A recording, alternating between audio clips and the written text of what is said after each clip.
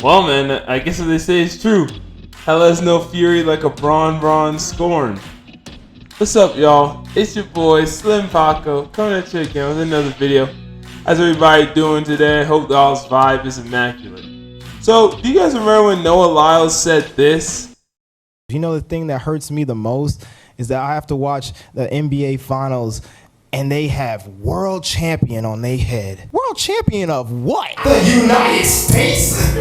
And despite the obvious ignorance of that statement, let's not mince words here. Kinda has a point.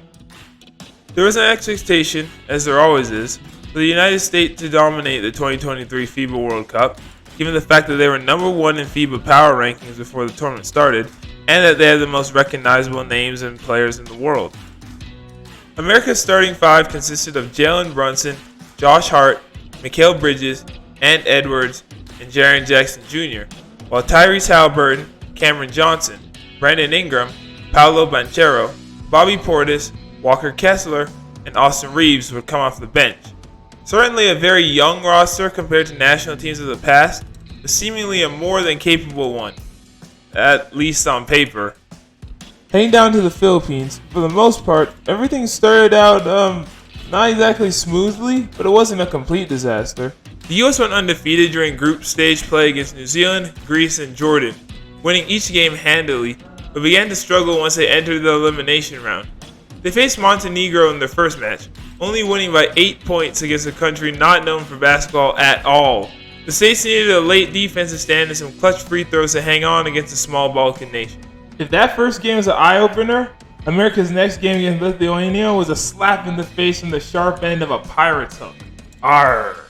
It was yet another close game, with a 6-point difference between the teams. The problem was, the USA was on the losing end this time. The States started out this game trailing 31-12 at the end of the first quarter, staged a furious rally to trail by 6 at the end of the third, but weren't able to complete the comeback and lost the game. Though this was a major blow to America's fans and seemed to validate Noah Lyles' aforementioned comment, the US blew out Italy by 37 in the quarterfinal game, and all seemed right in the world. For 72 hours. In their semifinal game against Germany, the two nations warred for the entire game, basically a reenactment of World War II's final days. However, in this alternate reality, Germany came out on top, winning a very close game, 113-111. To make matters worse, the United States lost to their neighbor to the north in the bronze medal game, the first time ever losing to Canada in a FIBA regulated game, and the second straight time that America has finished without a medal in FIBA play. So yeah, it's apparent that as of this point, the United States national team is in shambles. There are plenty of takes on why the United States has struggled in international play lately, with some people saying, oh, it's the lack of fundamentals, or it's weak defense, but for me, basically, I think it comes down to this. It's a skill issue. Now, don't get me wrong. Across the board, America still is the world's best basketball talent coming off her own shores. But compare the United States roster for the FIBA tournament to their last roster for the 2020 Summer Olympics. Although the 2020 Olympics didn't have the biggest names ever, they still had guys like Kevin Durant, Draymond Green, Damian Lillard, and Jason Tatum on the squad. 3 certain Hall of Famers and one who's surely on his way. I mean, can you seriously look at the FIBA roster and be 100% sure that any of those guys are Hall of Famers?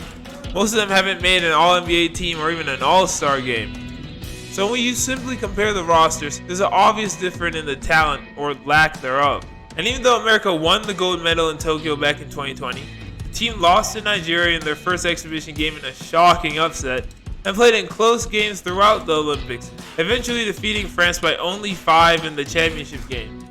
Judging by these metrics, it becomes obvious that if America wants to stay ahead of the curve during international play, they might need some heavy hitters, some monstars, some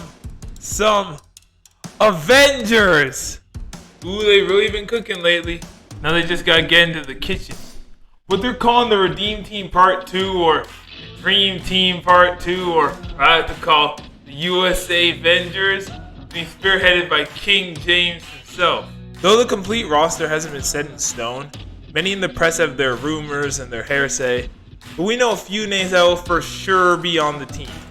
LeBron James will be the captain, Captain America, And we also know that Steph Curry will be there as well, though he's been kind of hush-hush about joining the Olympic squad to some degree. I talked to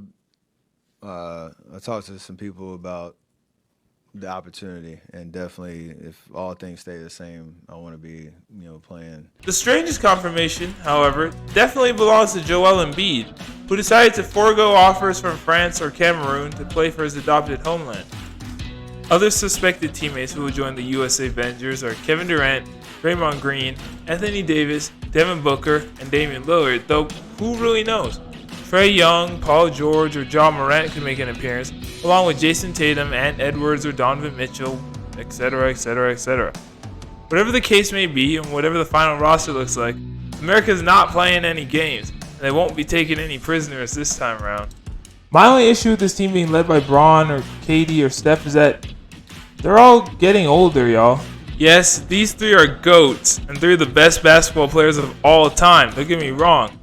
But we are in a new era of basketball, and by the time the Paris Olympics roll around next summer, it's going to be interesting to see how their game, still elite by the way, will hold up against the young, hungry, talented players from Europe, Africa, or Canada.